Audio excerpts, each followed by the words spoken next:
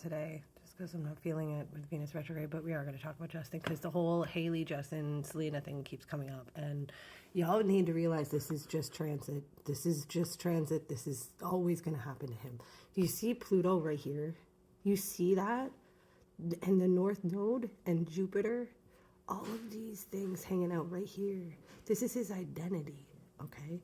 It's always going to be an extreme. It's always going to be an extreme, and it's always going to be going through transformations, constant transformations, especially if Jupiter is activated. Now, we're going to see Jupiter move into Cancer right over here. I personally believe Selena Gomez is probably going to get pregnant when this happens. This will affect him drastically. But it may be the thing that he needs to fully tap into his emotion. Like he's obviously resisting it and repressing it. Saturn here was his Saturn return this year. He became a dad. The whole shit with Diddy happened right around the same time that Saturn was floating around here. Now Saturn's up here, okay? And it's gonna move over here for him.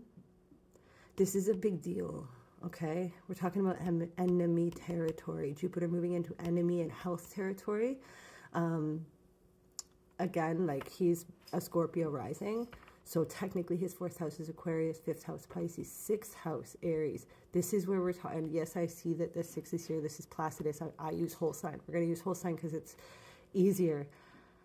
We need to recognize that when Saturn moves into here, this man, and the same time Jupiter is moving over here, this man, this Mr. Bieber man, he is going to be handling his health. He is going to be handling his enemies, and he is going to be cutting a lot of people off.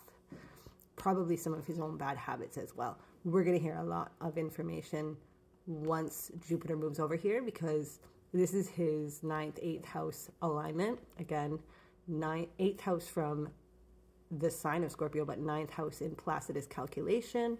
I personally believe we're going to see Justin talk about his upbringing, his experience and everything. This probably during October, maybe September, when the eclipses show up right here. There's going to be peaks of it. And I think this whole thing with Selena, this like thing with Haley copying and the story of that coming back up is going to initiate him feeling like he has to.